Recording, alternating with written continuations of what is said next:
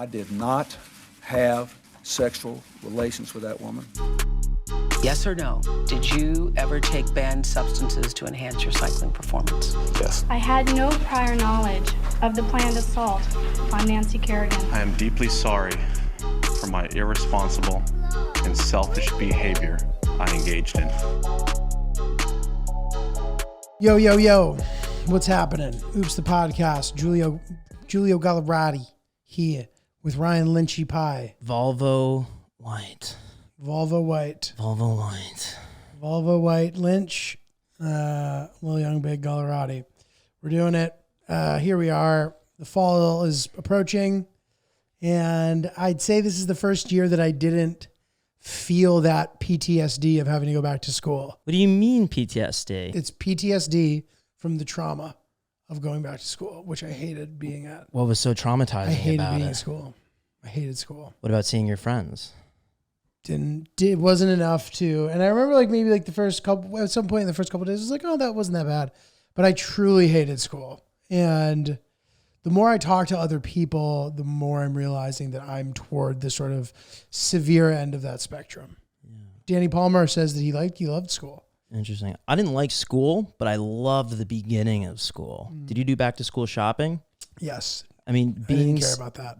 I cared a lot about that. That was very important to me. I got a pair of high top Adidas Classics, big red, goofy looking sneakers, and I was so excited to launch them on the debut of junior year back in 2013. Can you pull them up? Can we see them? And I go to this like pep rally a couple days before school starts, and I'm not wearing my new sneakers. Those are making the debut on the first day. And my buddy Matt was wearing the exact same sneakers to the pep rally. Ooh. And all of the positive compliments and vibes went towards Matt and his sneaker. And I think I got my sneakers before he got his sneakers. Doesn't matter, because first day of school, I walk in there, you copied Matt. Oh, nice, Ryan. Yeah, those are Matt's sneakers. You got Matt's sneakers. And so, you know. I was going to say, I wasn't convinced you didn't necessarily return them. No. And so, you know, that was a bummer. I faked astigmatism in my eyes so that I could get those Ray-Ban glasses, the early 2010 style, that blocky Ray-Ban glasses. I lied on my eye test. I messed up an E. I said it was a W, which I thought was enough to not need to get LASIK surgery, but enough where I could get a prescription. I walked into class with my brand new glasses, all my peers that have known me for 15 years. These are regular glasses? They're regular. They're basically clear eyeglasses. There's just one deviation of tint to it. And so someone called me out during homeroom, and then I stopped wearing them. But didn't you have a prescription? That was the prescription. But the prescription had prescription lenses. So you were wearing the slightest, the most minimal possible lens that was not a regular blank lens was the lens that I got. This is an impressive manipulation on your part. You knew exactly what to get wrong in order for them to give you. Did they suggest that you didn't even need it? They said your eyesight's almost perfect. Almost. It's always been perfect before. And so there would be no reason to get glasses before that. But I was just starting to drive. And so a lot of people get prescriptions just for driving, which is just bullshit. But that is another reason to get the eyeglasses. So once I found out that I unlocked that possibility, that's when I said the E was a W. Now, if you say an N is an M, you might still have 20/20 vision. Like the eye doctor is not going to be sus about that. But if you really mix up two letters that their shapes don't look anything alike, that's where you get that slight stigmatism. And then you know that they'll give you the lightest possible prescription. Yes. And was the W, did you choose it because it's a sort of robust letter and it's bigger? So therefore, if you get that wrong, it means you must need it. You didn't want there to be any sort of... It was a tough decision because, yeah, if you mess up a letter so much, like what two letters contrast each other the most? I mean, I don't know. Z and W? Or Z and N? Because a Z is basically an N flipped 90 degrees. And so, like, how would you mess that up? Capital N. I see what you're saying. Whereas, like, the letter L and an I, maybe you missed the little foot. A capital G and something. A G is pretty unique. Yeah, I don't know. Yeah. But I hear you. Yeah. So making sure that it was realistic enough where it was like, oh, something's up, but he's probably okay. But we can suggest and we'll let insurance cover it if he thinks he needs it. And I was like, I need it. Solid. And so I got the exact pair of glasses that I wanted, blew up in my face.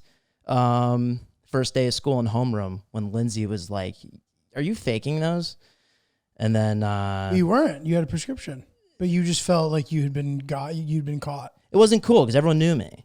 And then I realized I was like, put these away for a couple of years. When I go to college, boom, no one knows me. You pulled them out. I wore them for like 2 years in college. Nice. Nobody knew. Nice. Nobody knew. So if you want a free prescription, if you want a free pair of prescription glasses, mess up a letter. Just mess up one letter. That would be my suggestion. So that was another thing that I was looking forward to going into the school year.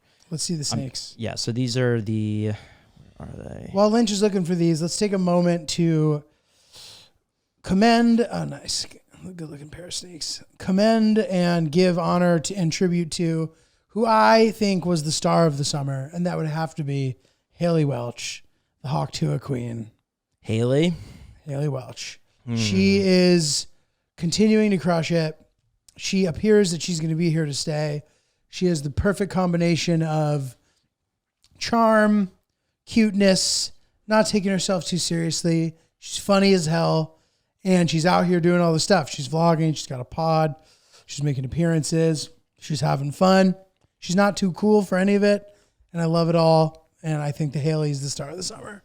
I just don't know many examples off the top of the head where someone they got famous for a viral moment, literally a singular moment, and then it turned into like a social media influencer career. Right. It's tough. Yeah, when it happens that fast, it kind of can theoretically go away just as fast. But bro, I'm telling you, Haley's got it. And What has she got? She's so cute and funny, dude. You should see this. She did a clip on Whitney's podcast that's so funny. I don't know if you saw this. Shout out to Whitney. But Whitney, she's apparently a Matt Rife fan, so Whitney calls Matt Rife, and Matt Rife is talking to, Haley, and he's like, oh, you want to come to my show? She starts getting all like shy and shit. And then he's like, do you want seats or do you want to come backstage? And she's like, I want to be backstage with you, my boy. Dude, it's so cute. It's so solid. I've shared it with like a bunch of my friends who have also shared it back with me. I'm glad I didn't share it with you because apparently you're not that into it. Lynch. I would have given it a heart. I would have given it a no watch heart. But Hillary refuses to watch it. Speaking of no watch, I'm like, I know you didn't watch because you haven't gotten to the moment. You haven't mentioned it. Interesting. I've been called out on responding too fast to a video with a ha ha ha because I didn't click into it only to find out it's 3 minutes long, and I responded with a ha ha ha 8 seconds after they sent it to me. And getting called out on that's pretty bad. I do that to you sometimes, but I'm in the process of watching it. Okay. So sometimes I'll get a video that Lynch has sent me, just because for our process, he sends it over, sees if there's anything else that I think to add, or if I think there's a problem or whatever. And I'll be watching it, and once there's a fun moment that happens, I'll say ha ha ha. But then I continue watching to do the due diligence. Okay. I appreciate that's reassuring to know. I appreciate the honesty there. Has there ever been a moment where I sent you a video where in the first half you were like, ha, ha, ha, and then you wish that you could rescind the ha, ha, ha because it took a twist that was like, no, you don't subscribe to? No, because I think that the nature of all this stuff is sort of, you have to stick to such a schedule that you're not going to get them all perfect, and they're not all going to be amazing, and they're not all, what I mean? And sometimes you don't know what's going to be amazing and what's not going to be amazing. So, I kind of keep that in mind. So if I'm like, all right, whatever. Like, no, there's never been a moment where I'm like, ha, ha, ha. And then I'm like, you know what? No! Fuck you, Lynch. Fuck the pod. Fuck all of you. I'm out. No, never. Yeah, Hawk Tuah girl, she has Hawk Tuah.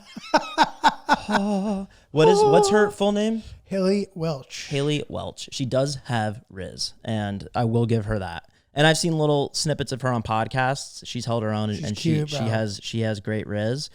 So we'll see. But I am pessimistic about the. I feel bad for her friend, bro. Yeah, the friend who like is still coming around with her, and like the friend just hasn't quite popped off the way Haley has. And sometimes it makes me wonder. Like it immediately makes me think about myself in the entertainment business, and I'm like, Some people just don't got it, dude. Are you one of those guys? Time will tell, Lynch. Dude, I drafted a video a couple months ago about that friend, and I was talking about how if I was her, whether I know it's right or wrong, I would have resentment in some way, because in the actual interview video, the friend calls over Hawk to give her take, and if the friend didn't do that, none of this would have happened for Hawk. And so, and I know like she's a good friend, and I know that she's aware of that, and I know that like at the end of the day, it wouldn't be like my friend's fault for taking advantage of the opportunity, but there would be some underlying resentment to see them in the spotlight getting all the attention and then being brought on kind of as just like a favor and a novelty and well, you were part of it, so you get a backstage pass too.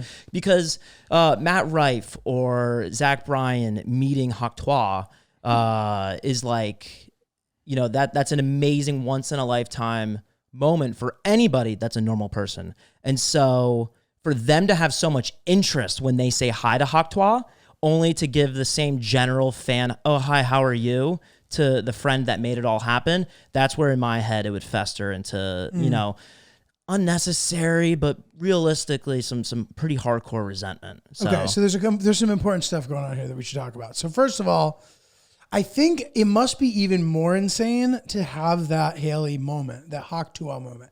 Let's say that she's not able to keep it going. Okay. Now I believe she will. I actually do.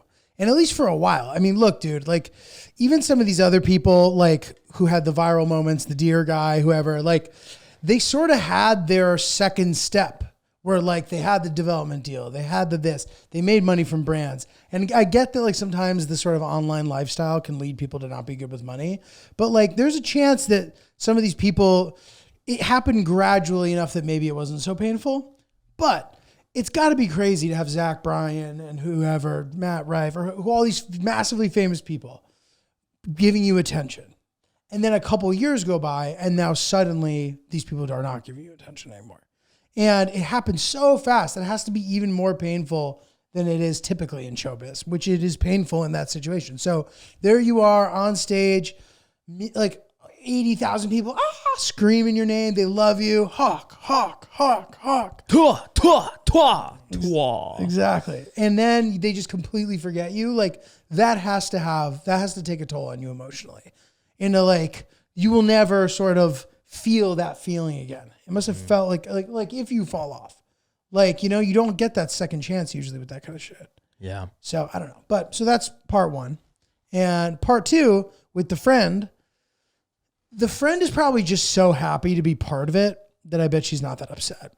As a person who has been around people who have popped off massively, as long as you get included somehow, some way, you feel all right about it. You still have like ownership and pride. The hard thing is when you're in a crew with people and then one of those people blows up and like takes a couple people with them, but you're not one of them. That is like a key resentment moment.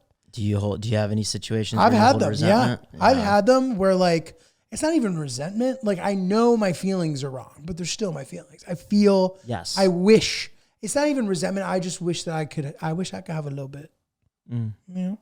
Just wish I could have a little bit. And it's even been a thing where like, sometimes it'll be a person who I have actually ended up getting to be part of it but I wasn't at first, or the other way around. And like the moment when you're, those times when you're on the outs are hard. You know what I mean? Yeah. And there's only so many things that people can give to any given person. You know what I mean? So like even me, like when I have opportunities for people and stuff, when I do, I try to spread them out, and it can be hard because, I can't, there's certain people who are probably wondering like, did I do something wrong? And it's like, no, I just like don't have enough things for people. You know what I mean? I don't have enough things to give out. So, yeah. I don't know. Interesting. I would love to see, I don't want Hawk girl to die. Yes, please. I don't want her to die. But my God, you know what? Lynch, where are you going with this? My God, what an entertaining movie it would be if the friend killed Hawk girl. Oh that What a great movie it would be. Yeah. I think that's That's that's a beautiful movie. You're a sick puppy, Lynch. I was going to mention this too. Slight transition. Did you see Dahmer? No. Okay. But I'm very familiar with the story. So it's under the series on Netflix is under like the main title name Monster, and so they're doing their second season, but I guess anthology, whatever you want to call it. But it's called Monster, and it's about these two twins that kill their parents, and they play tennis. In the teaser trailer, I saw them playing tennis. What are their names again? They have like a Hispanic name. Something. Monsters. But yeah, it's because the dad was like abusing them or something, or the mom. The dad was abusing them, and the mom let it happen, so they killed their parents. Yeah, that's a true story. Menendez. So that's not a spoiler. Menendez. The Lyle and Eric Mendez story. Is Menendez or is it Mendez? Menendez. Correct. Yeah. This might be the first show made for Ryan and Giulio. Tennis players and murder. I like murder stuff too, Lynch. Dude, I was on this streak of watching a list of the most disturbing documentaries of all time. The Dahmer one, when he was in prison, is one of them. They did tapes? No, it's not the tapes. They did like a 60 minutes. I watched the tapes doc also, which is good. They did like a 60 minutes interview with him when he was in jail. It's on this list. And then he ended up getting killed in jail. It's like super creepy. Yeah, I watched that interview. Anyway, I ended up, once I got to There's Something Wrong with Aunt Diane made me tap out of the list. There's something wrong with Aunt Diane? Yeah. What's that? What's the synopsis of that? This woman was driving on, it's the way you would get to like Levity Live. It's like right upstate, like kind of over the George Washington Bridge. I forget what it's called. But like she was driving the wrong way, going like 100 miles an hour on like the equivalent of the Merritt Parkway. And like her three nieces and nephews and her like three nieces and nephews and her died and her kids survived. And no one has any idea why she was doing that. And no one has been able to figure it out. And so do they spend the whole documentary trying to piece it together, but they literally can't find any evidence? How old was the one kid that survived? Like 4 or something. And how old is that person? Like, were they older in the documentary? No, I think this is probably like 20 years ago. So that person's probably an adult now. Hopefully they're well adjusted. I mean, I can't imagine how they ever would be. Jeez. But I mean, there's all these theories. Like Aunt Diane was drinking or something and they didn't even realize she was a drinker, but like no one had any indication that she was. She had chronic tooth pain, which so do I, dude. And I don't, you know what I mean? So, but anyway, that I had enough at that point. I was like, I'm done with this. It is spooky season. It's time to kind of get into that. Spooky season is approaching. Last year, Vic doesn't like horror movies and stuff, but last year we made it a point to watch at least one a week. Horror movie? Horror movies. And last year I watched Poltergeist for the first time. Oh, nice. That movie was awesome. Poltergeist is great. Yeah. This year we watched a lot of her recommendations last year, and this year I'm gonna get her to watch Hereditary with me. And I still have not watched that. I would watch that with you. I would love to watch Hereditary with you. Yeah. Okay. My niece is turning 2. I think by the time this episode comes out, and I'm ordering her a T-shirt from Hereditary to wear. And it is the most gruesome, horrific film that I've ever seen. But my sister's cool with it because it was her favorite too. Nice. I'd love to watch Hereditary with you. Let's do it. Do you ever see The Orphan? I saw snippets of The Orphan. My sister would watch it. I would creep into the room because I was too scared, and I got snippets of it. It's good. That's a good one. I recommend that. The Orphan. The Orphanage I recommend too. Different movie. It's in Spanish, but it's very good. Yeah. Super creepy. And then just one more that I suggest. And I want, if you guys can let us know what horror movies absolutely rocked your socks off, let us know in the comments. But one that I saw recently that I really enjoyed was It Follows. That was like a psych thriller, mystery, horror that kind of had a Stranger Things vibe to it, where like the kids are coming together to try to like put this evil to rest. Nice. I like that one a lot. When does Stranger Things come out? Next year. I feel like my entire life I've been watching Stranger Things at this point. I know, dude. It's the problem with TV now. It's too good and it takes too long to make the next season. Yeah, that's why people are so upset about Euphoria doing a 3rd season. I hope they keep doing that show till they can't.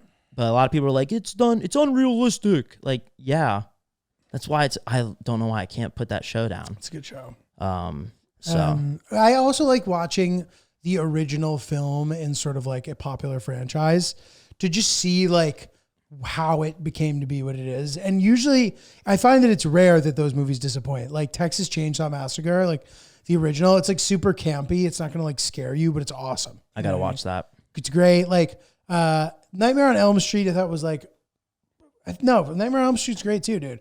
Nightmare on Elm Street, Halloween, great. Like, and if they're not scary, they're still good, but they usually are. And like The Exorcist is super scary.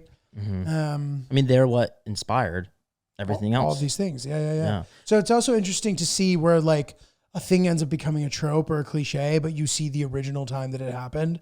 So you have to remind yourself, like, this wasn't a cliche yet. Like, this invented this thing. Yeah. You know what I mean?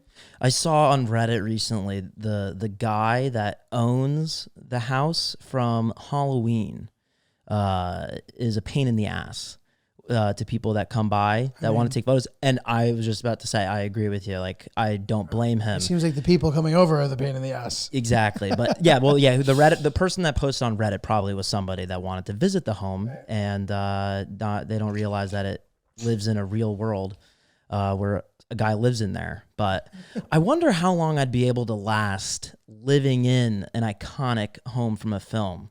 Like, think about the Breaking Bad house. I've heard that woman sits in the front and she calls the police all the time. I've driven by it before. Yeah? On purpose to see it? Mm-hmm. Was she out there? Mm-hmm. Okay. Albuquerque. Yeah. So I just don't know. I'm curious if the people owned the home before the movie or if they bought it after because they liked the movie. Or they never saw the movie and had no idea. I feel like they'd have to have an idea. You probably have an idea. I mean, I'm sure like when you're buying it, you know, and I wonder if it makes it artificially more expensive or less or whatever. I know that the Home Alone house just sold. That's like near Hillary's town in Chicago, outside of Chicago. Yeah. That's a good point with like the value of the home, because one, it's like historical and, you know, it's in a movie. It's a famous home. Like, that seems something that you would really seek out and you would bid over, especially if you were a fan of the film. But then also you have to consider basically having paparazzi outside your home 24/7 trying to take photos of it. Or just like annoying ass people, yeah. Yeah, and not having any privacy. Yeah, there's like a sign outside of the Home Alone house being like, don't do this, don't do that. Yeah. But it wasn't too, but yeah, it's got to be invasion of privacy. I don't know. What else is new with you? Well, dude, thank you everybody for coming out to Hilarities in Cleveland. That was a fun weekend. 4 great shows. I had like the most incredibly hilariously solid customer service day flying back from Cleveland. 3 absolutely unusual, unprecedented things. Number 1, drop my car off at the drop-off place or whatever.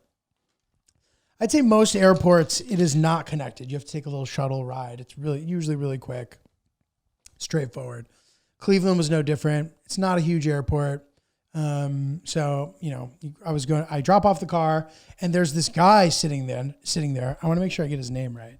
His name was Ken. I want to say, Ken Oberacker. Shout out to Ken Oberacker. And he goes, I'll give you a lift if you want to the airport. For a second, I'm like, is this like sketch? I'm like looking, he's wearing a name tag. He's talking to other people. I'm like, I guess it's not. Like, I don't know. Maybe this is some like beta program. He just has like an SUV, like a Chevy, whatever, like Suburban.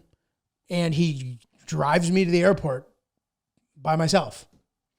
What were you considering when you were deciding whether or not to get in the car with him? Was he just friendly? Do you trust him? Was he disarming? So like, I immediately the name tag. No, but I immediately troubleshooted like all the possible things that could be wrong here, but there weren't many of them. Like, how would he be in the lot with a car? And he also wore a name tag and he was talking to all the other employees that had the scanner thing. So like, he obviously worked there. So any doubt that I have, I was like, cool. Like, and I was like, I guess they didn't bring anybody else, just me. And then I didn't have any cash. I'm like, fuck, like I'm not gonna be able to tip Ken. Like, this is such a bad luck. So you always gotta have a couple bucks with you just in case. And he drops me off and I was like, dude, and I prefer in a situation like this to explain why I'm not tipping instead of just not tipping. I'm like, I did not expect this ride. I don't have any money. I'm very sorry. Like, obviously I would have given you something, but I don't have any money. And he's like, dude, no worries. He goes, you know, if they ask you in the survey, just tell them you met a really good looking guy named Ken. Which I did do that. I did it in the survey and I called him out by name And I also shouted him out on the gram. Not that that matters at all, but I wanted to make sure that my appreciation for Ken was forthcoming. Good, dude. Be careful with that. Name tags are cheap. Yeah, but dude, like he was in the area where like if you back out, your tires explode. He was inside of the rental drop-off area. You know what I mean? Yeah, I know exactly what you're talking about. So like, but I know, but like in general, I agreed, but this seemed so legit and worked out. Okay. Okay, so that's not it. Number 2, I get a call from Delta. And Delta had canceled my flight going to Cleveland, which really fucked my shit up. I had to rebook it on a shittier flight. I had been upgraded to first class. Now I wasn't first class anymore. It's all good. And then I had to go to JFK too, which is far. And LaGuardia's right next to my apartment. So annoying, but whatever, happens. So I'm a little annoyed, but like I didn't bitch about it. I get a phone call from Delta thinking it's going to be them apologizing or something. And they're like, hey, sir, how's it going? We see you have a flight out of Cleveland. Right now you're seat 4C or whatever, which is first class. Amazing. They're like, there's also a couple other seats open. I was curious if you wanted to switch to the side that only has one seat since you're currently in the 2-seat side. Just wanted to let you know that there's 2 open in the 1-seat side and we can switch you if you want. I was like, yeah, let's do it. What the like, really? You're calling me to tell me this? I didn't call them. They called me to tell me there's a better seat, which I accepted. You ever heard of something like this? Is there? Oh, I was waiting for like the caveat. There's no It was caveat. it was just super positive. This is just all, there's no caveats to any of these stories. This is all just me getting these incredible treatment for no reason. There's no status that I have that makes this happen. This is all one-off. These are both one-offs. That's great. Dude. I was expecting them to bamboozle you. You get the seat, you get the individual seat, but like in seat 29. No, this You is, just straight up got like a parallel movement. I got a better first class seat. That's great. I was already in first and they put me in a better seat. Yeah. So, okay, the final one. I'm at the Hudson News or whatever, and I'm about to buy a snack. So I'm doing the self-checkout, and I have these sort of sweets that are marketed as being healthier. They kind of look like a gummy, but they're not. They're like all natural. I'm like, okay, like this will satisfy my craving. Hopefully it'll be healthier. I doubt it is, but like, you know. So I scan and they're $10. And this is like a bag that's like a little bit bigger than a single serving, but it's not like a giant bag of, you know what I mean? It's not like a family size. The bag's big, but the portions Exactly. It's a single size. It's probably 2.5 servings per bag. Okay. Type of deal. I scan it. It's $9.99. There's a woman monitoring since it's self-checkout, but there's a woman there. And I said to her, are these worth $9.99? She goes, hell no. And I was like, amazing. Put them back. The customer got treated extremely well back to back times. That's And great, dude. I felt really nice heading home after that. Good karma for you. Good karma for Colorado. Yeah. Hudson News rips your face off, Hudson dude. News will crush you. I always get angry as I'm buying the thing. And that's why they can charge that much, because you'll do it. There's nobody else there. But this lady told you not to. What do you get typically? I'll typically get a bag of Chex Mix for the airplane. What flavor? Original. Do they have I think original and cheddar. In the Cheddar, airport, and then right? they have the smoky mix. And then they have like a sweet version too. But I like the jalapeno one.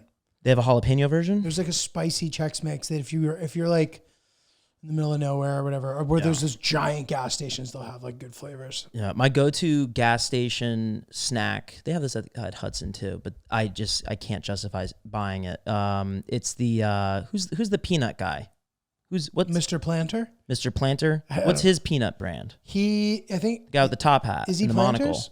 I don't know what his actual name is. I think it is Planters. Well, regardless, his they have a snack mix, which is a Cajun nut mix. No dairy. Does it have like the little sticks? It has the sticks. I love sticks. I love the sticks. The sticks, the nuts. Mini Cheez-It? There's no cheese in it. No Cheez-It. I like those. I love a good party mix. Like I just love a party mix. But the Cajun one, it's got the little corn nuts. It's got crunchy corn. Mm-hmm. It's got the sticks. It's got a sesame stick. Yep. And it has the peanuts. And I'll just deep throat that stuff straight from the bag. Solid. I love it. Solid. I love it. That's Yeah, those good. are dangerous because also it's so densely, there's a lot of calories in a small amount of time. You can do a lot of damage. Yeah. But I know that you're trying to hit those calories anyway. So Trying to hit those calories. I also just got back into sunflower seeds. I filled up a whole 24-ounce Gatorade bottle with seeds on my drive up to visit Vic a couple weeks back. With like seed sort of like garbage. Discharge. Yeah, With seed discharge. discharge. And I thought she was going to be excited to see how good of a job I did on those sunflower seeds. She was repulsed. I sent a photo to the boys. They were so proud of me.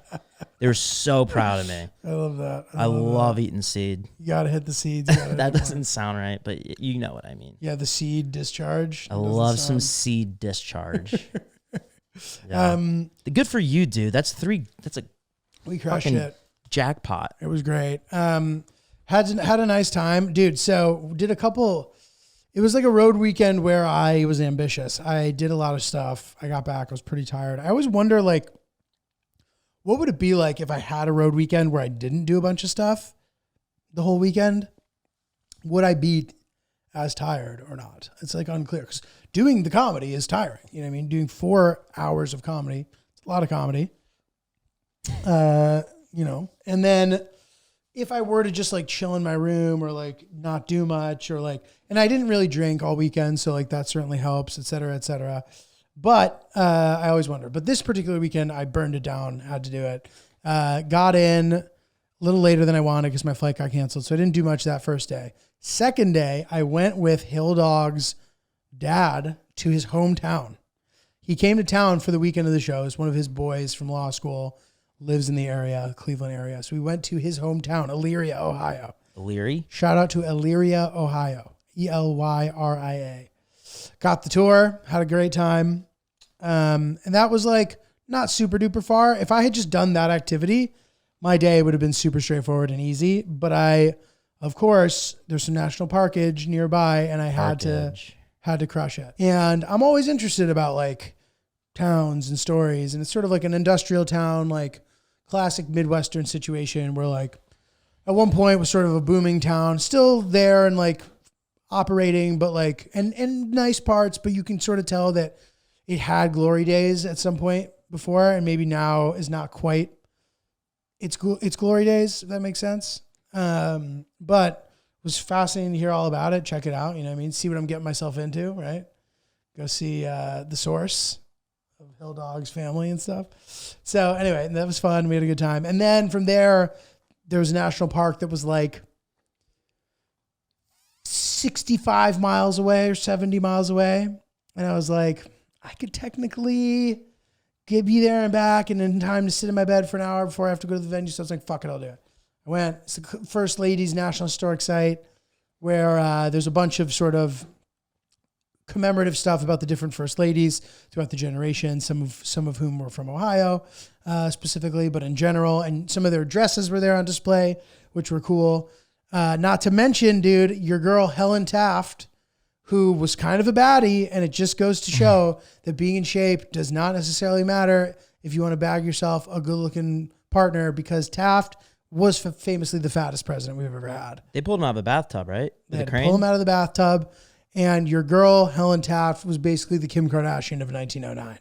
There she is. Look at that. Looking good. Look at the BBL. Looking good. There was a couple other good-looking dresses. Your girl Lucretia Garfield had a banger. So that was fun. Did that. Then banged out the shows. And then the next day, Danny and I went on a little adventure to a couple more of these parks. I went to the James Garfield National Historic Site, which Danny did not join me for. And then we went to Cuyahoga National Park, which is a proper national park. And on Reddit, it's funny. They famously... Cuyahoga. Cuyahoga. On Reddit, they sort of famously bash it, saying it is the sort of worst national park of a proper national park. Basically just saying, well, it's beautiful, giving it a national park, proper national park designation is aggressive. I potentially agree with that. It's beautiful. It was sick. Loved it. Loved to get to go to it, but probably could have a national recreation area status as opposed to a national park. Mm-hmm. But dude, so on the drive back, I put in the wrong address for wherever we're going. So we're not even going where we think we're going. Okay. As we're doing that, Danny goes, "Oh my God, dude, what the fuck?" He looks to the left. We're passing by the cemetery his grandparents are buried in. Complete coincidence. How did he just recognize that? Yeah. And then we went, he's like, "Dude, I wonder if we can like find their grave, dude." So we went to try to find it. And Danny pulls out the map. Well, so he's like, "Dude, I don't know, like, how do we do it? So we went to try to go to the office, which was closed because we got there too late. But we like look online, we find what plot they're in, and we drive around looking for it. We find the plot, and then we start looking for the grave, and we end up finding it, dude. Wow. I know. And Danny like calls his dad. They like FaceTime. It's this nice moment. His dad called him son. He goes, nice talking to you, son. Oh. Which is very, really solid shit, dude. Wow. Really, really solid shit. That's beautiful. It was nice, dude. And then had to do the 2 shows after I'd done 2 shows the previous night. And like, when I got back, was pretty tired. And then I'm like at home trying to do work. And I'm like, would I be more productive if I just didn't go do that shit? Or like, would I still be tired now? I don't know. I'm going to have to compare and contrast some weekend where I don't do as much. Yeah. I think when you're doing stuff, I feel like it inspires and it keeps the brain juices flowing. Yeah. It wasn't a targeted point. You're a doer. Like I remember, like I've gone on the road with Francis a couple of times. We kind of just chill out at the hotel and stuff, and I just don't see you doing that. I feel like you got to go out and explore. And then you come up with then you have content. You have also, and you like to learn, so you like get value out of that as opposed to just sitting there.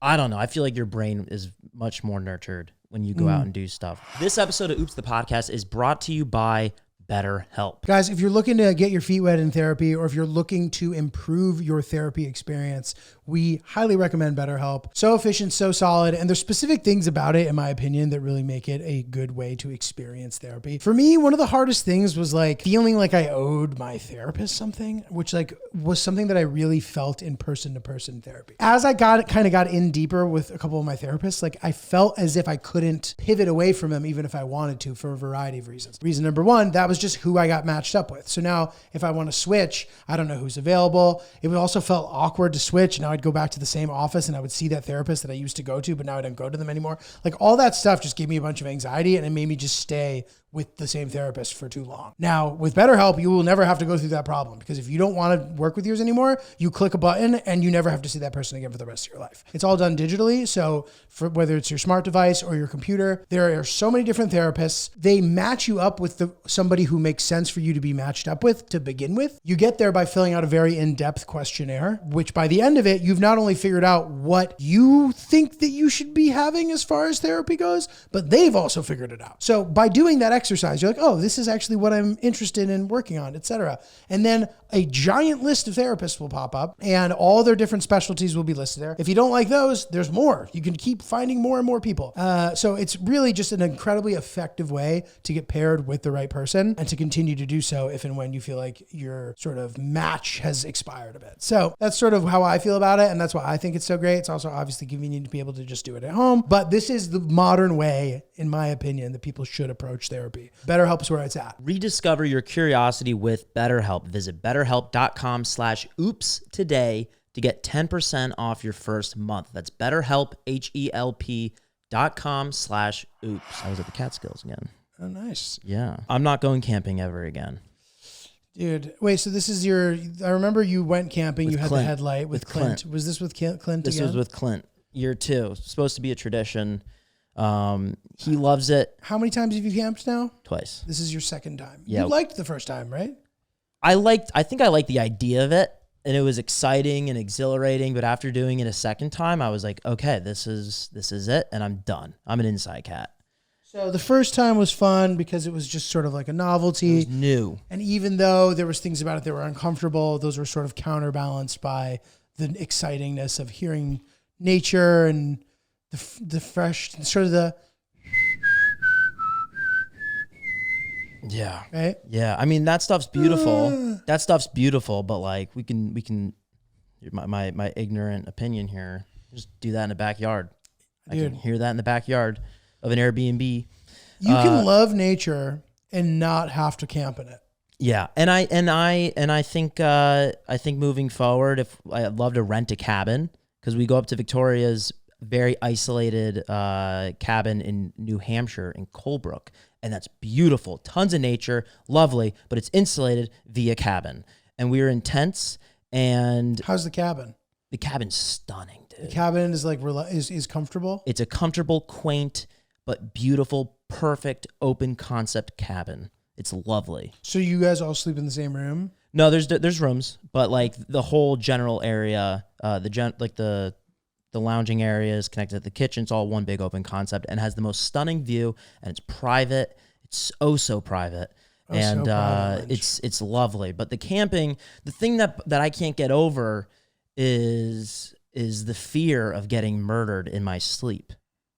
I can't get over that. You're outside. Well, isn't it locked? Don't you lock the door? Well, we're in a tent. Oh, it's a zipper. Sorry. I thought you meant in the cabin. No, the cabin. In the tent. Got it. I mean, yeah, you watch too many horror movies, dude. You can get strangers at the cabin that we stay at whenever. I actually love watching the strangers when we're at the cabin because it just like it gets me there. I don't know what that means. Gets me going. One of the most scariest, most brutal movies that exists. Oh yeah. And it gave me so much comfort when I looked into the based on a true story and saw how unbelievably loosely related it was to the supposed true story that it's based on. It's basically not based on a true story. Interesting. I didn't know idea it was based off of a true story. And if you thought that it was literally based off a true story, I don't know how you'd ever sleep again. Yeah. I didn't even consider whether it was true or not. It was just that this could happen. Without spoiling it, this could happen. But dude, the worst part is that there's no reason why it happens to those people, and they kind of make that point. Yeah, and then I don't want to get too sidetracked, but in the reboot movie trilogy that they're now putting out, not the sequel, the new reboot that came out earlier this year, the scariest line from the original movie is in the teaser trailer. Because you're home. That one? Yeah, like why? That was in the original teaser too. Really? Yeah. Oh, well, 2008, you didn't know when you saw the teaser because it didn't come out yet. And it's way too early for a reboot. It's been 14 years. But the fact, dude, that movie's brilliant. The fact that like the most brutal part of it happens in like broad daylight. Like there's so much, dude, that movie's fucked. I got to unbutton my sleeve. I am getting the chills. I got my legs are I'm chilling. bumping. I'm getting bumpy. I'm getting real bumpy, dude. Lynch is bumpy as fuck. That's one of my... Lynch is getting hard. Dude, it's been kind of the theme. I mean, we are entering the fall. It is spooky season, but like there's something exhilarating about the horror. But nice shirt on you, by the way, Lynch. Thank you. But being in the tent, you hear the bushes moving and you start, once you can't see anything because it's so pitch dark out and you're in this tent without windows really, your imagination starts to wander. And so something that is like a pine cone falling or weaving through bushes sounds like aggressive footsteps lunging towards you. And at that point, last year we kind of did that a little bit. This year, Vic and I both just kind of agreed to just like not acknowledge it. And we spoke about it after the fact. We both were thinking when we heard those noises that like, what are we gonna do? That's it. Did you go into Clint's tent and sleep with Clint? No, I didn't go into Clint's tent. Did not go into Clint's tent. But I just don't like it. I don't like I don't care about the bugs. I don't care about getting dirt under my nails. It's literally the fear of the off chance of having one of the most gruesome deaths ever. And I love watching that in movies. Yeah. But I don't want to be in the movie that I want to be in one day is not that movie as a documentary, as Ryan Lynch was murdered in the Catskills. That's not how I want to be remembered. I feel like you're probably going to be good, bro. Probably. So what's worse about camping for you? The fact that you're scared or that you don't want to get dirty and shit? Like, honestly, is the process of camping worse than the being scared part? No, it's scary. I enjoy we were grilling steaks and potatoes and we were having a great time. We're playing cards and we're drinking. That's all fun and we're doing that outside. But then I'd love to go inside a cabin after we're done with that and then go to bed and then go make coffee on a fire the next morning. But not do all of that outside and then go into a little zipper REI tent that is not going to protect me from a man with an axe. You just got to get hammered next time.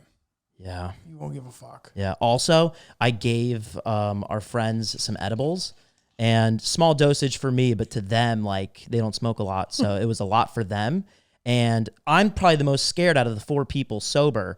But once I saw them get paranoid, I was like, oh, right, you have to not be paranoid for yourself and for everyone else, because you have to act cool because Spirit guide. now Clint is no longer the alpha woodsman. You know, he's vulnerable Clint's high and he's now. paranoid. And there were points where we're laughing and a tree and a branch falls and you're and then like pretending like he didn't do that. Like that happened a couple times. So I made a point to not be scared until we got into the tent, and then I let it all unravel. So that's how it is. Have you gone camping? The last time I went camping was in Iraq, dude. Okay. And I that, could not. it sucked.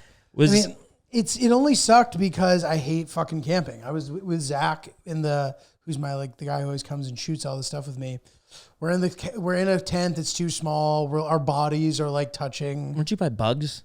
So Weren't you by really no, big so bugs? there was these giant bugs in the marsh houses. Okay. So the guy was like, "Look, we can sleep in the house, but like, if we do, this is what might be there." And he showed me the bug. And also, we went to the marsh house later. We would have just been in like a room with a bunch of other people and shit that I didn't know, which would have sucked. It's like a family and they're nice, but like the tent, at least we got some privacy, and it was cool to like be. And I had service too, which was sick. I remember I was texting you guys.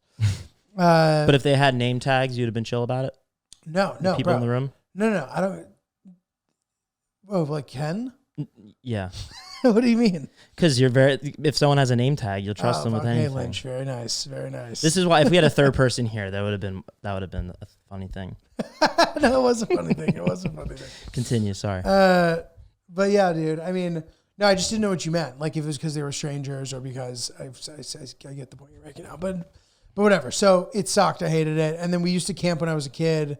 Every once in a while, we just go deep in the woods with my friend's dad, and like he would be snoring all night, and it was terrible. I'd wake up damp, and it's like summer, but I wake up freezing cold and sick. I was like, dude, this absolutely sucks. Fuck this. Yeah. So not a camper. But look, I'd be down to glamp. Mm-hmm. You know, there's some good glamping where there's like a shower nearby and running water, and they have a king size bed for you, but you're in nature. Sounds great. Yeah. They have at these campsites, you're not just like in the middle of nowhere. You have like if you haven't been camping before, they have plots. You reserve them. It comes with a picnic table, like a fire pit set up. You have to bring your own wood, and then a space to park your car and pitch your tent. And then you walk down past a couple of the other lots. There's like a communal outhouse or a bathroom. The one that we went to last year, there was a functioning shower and like proper plumbing where it was like a real bathroom. It was a real campsite. This was a real campsite too, but it was an outhouse instead of a bathroom. Oof. And I really had to go to the bathroom on Saturday night, and I couldn't do it. I just couldn't do it. And I went a whole extra day holding that in until I got home the next day because I could not do. I opened up the lid and so many flies flew. I mean, I did it's gross. So that's it. So that's another camping thing. I'd love a toilet. Glamping would be much better. Yeah. Lynch and I like to have nice facilities. Oh my God. You and Hill Dog sharing an outhouse. Bro, no, she would never. That's a horror movie right there. Yeah. That would be a great horror movie. No shot, dude. That'd be brutal. Shot. All right, well, let's take it home. Come catch me the 20th of September. I'm going to be in St. Pete, 20th and 21st, Coastal Creative. You can get tickets on my site, notjulio.com. Also, Columbus Funny Bone on the 13th of October and the 26th of October hereafter at the Crocodile. Come see show at NotJulio, at NotJulioG on Snap and TikTok. Lynch? Ryan is really polite, and comment below horror movies or shows or stories about murder that absolutely terrify you and you think would terrify us. Take care.